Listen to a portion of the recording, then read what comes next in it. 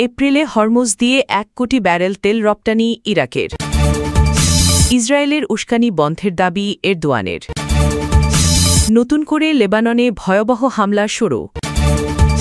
ইরানের পারমাণবিক কর্মসূচি নিয়ে নমনীয় হলেন ট্রাম্প। প্রিয় দর্শক, এবার জানিয়ে দিব বিস্তারিত।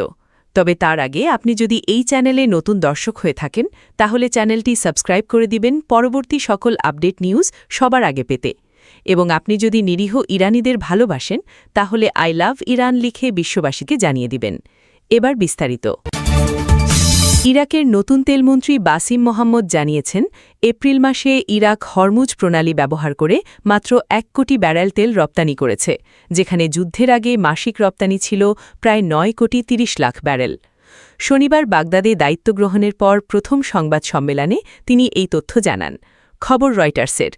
তিনি বলেন, ইরান যুদ্ধের কারণে হরমুজ প্রণালীতে চলাচল ব্যাহত হওয়ায় সৌদি আরব, সংযুক্ত আরব আমিরাত, কুয়েত ও ইরাকের তেল রপ্তানি ক্ষতিগ্রস্ত হয়েছে।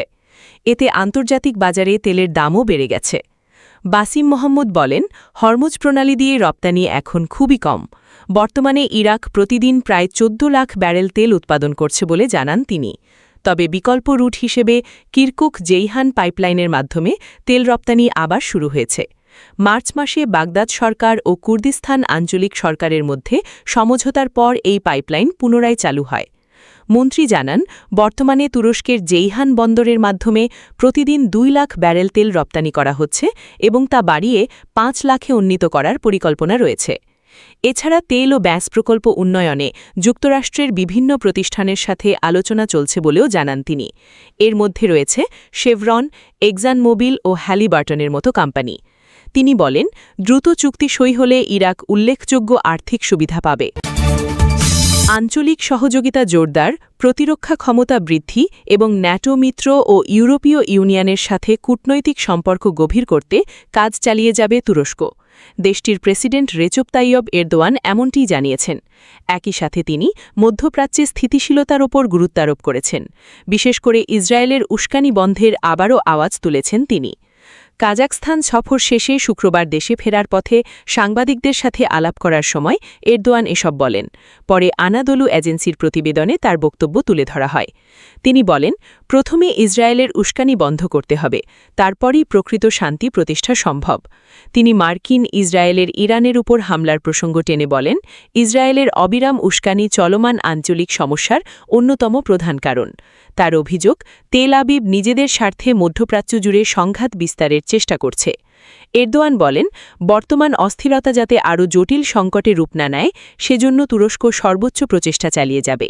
তিনি জোর দিয়ে বলেন, আঞ্চলিক সমস্যার সমাধান আঞ্চলিক দেশগুলোকেই করতে হবে। তার ভাষায়, যদি দীর্ঘস্থায়ী স্থিতিশীলতা চাই তাহলে সবাইকে স্বল্পমেয়াদী রাজনৈতিক হিসাব বাদ দিতে হবে। দেশগুলোর উচিত নিজেদের জনগণের স্বার্থ রক্ষা করা, বাইরের শক্তির স্বার্থ নয়। লেবাননের দক্ষিণ অঞ্চলে আবারও হামলা শুরু করেছে ইসরায়েলি বাহিনী। ইসরায়েলি সেনাবাহিনী জানিয়েছে, তারা হিজবুল্লাহ কথিত ঘাঁটি লক্ষ্য করে নতুন করে বিমান হামলা চালাচ্ছে। শনিবার আল জাজিরার প্রতিবেদনে দুপক্ষের বরাতে সত্যতা নিশ্চিত করা হয়।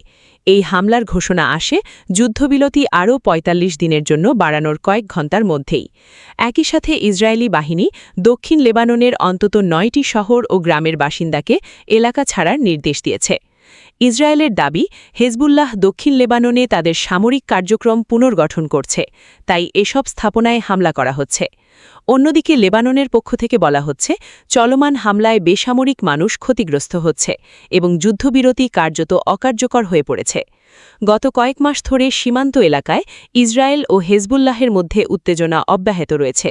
বিভিন্ন আন্তর্জাতিক মহলের মধ্যস্থতায় যুদ্ধবিরতি চুক্তি হলেও দুপক্ষই একে অপরের বিরুদ্ধে চুক্তি লঙ্ঘনের অভিযোগ করছে। মার্কিন প্রেসিডেন্ট ডোনাল্ড ট্রাম্প বলেছেন, ইরান যদি তাদের পারমাণবিক কর্মসূচি ২০ বছরের জন্য স্থগিত রাখে তাহলে সেটি মেনে নিতে প্রস্তুত যুক্তরাষ্ট্র। খবর বিবিসির। তার এই বক্তব্যে ধারণা করা হচ্ছে ইরানের পারমাণবিক কর্মসূচি পুরোপুরি বন্ধের আগের অবস্থান থেকে কিছুটা নমনীয় হয়েছে ওয়াশিংটন। এর আগে ট্রাম্প বারবার বলেছিলেন ইরানকে স্থায়ীভাবে ইউরেনিয়াম সমৃদ্ধকরণ বন্ধ করতে হবে এবং দেশটিকে কখনোই পারমাণবিক অস্ত্র অর্জনের সুযোগ দেয়া যাবে না। তবে এবার তিনি বলেন ২০ বছরই যথেষ্ট, তবে এটি সত্যিকারের ২০ বছর হতে হবে। যদিও এ বিষয়ে বিস্তারিত ব্যাখ্যা দেননি তিনি। বেইজিংয়ে চীনের প্রেসিডেন্ট শি জিনপিংয়ের সঙ্গে বৈঠক শেষে এয়ারফোর্স ওয়ানে ফেরার পথে সাংবাদিকদের সাথে আলাপ করার সময় ট্রাম্প এসব বলেন। তিনি দাবি করেন যুক্তরাষ্ট্র ও চীন একমত যে ইরানকে কোনোভাবেই পারমাণবিক অস্ত্র তৈরি করতে দেয়া যাবে না। একই সাথে হরমুজ প্রণালী পুনরায় খুলে দেওয়ার আহ্বানও জানান তিনি। বর্তমানে ইরানের নিয়ন্ত্রণ ও অবরোধের কারণে গুরুত্বপূর্ণ এই নৌপথে জাহাজ চলাচল ব্যাহত হচ্ছে। এতে বিশ্ববাজারে তেলের দাম বেড়ে গেছে। গত ২৮ ফেব্রুয়ারি ইরানের ওপর ইসরায়েল ও যুক্তরাষ্ট্রের হামলার পর সংঘাত শুরু হয়। পরে গত মাসে যুদ্ধবিরতি কার্যকর হলেও মাঝে মধ্যে বিচ্ছিন্ন হামলা ও গোলাগুলির ঘটনা ঘটছে। এই সংকটে মধ্যস্থতাকারীর ভূমিকা পালন করছে পাকিস্তান।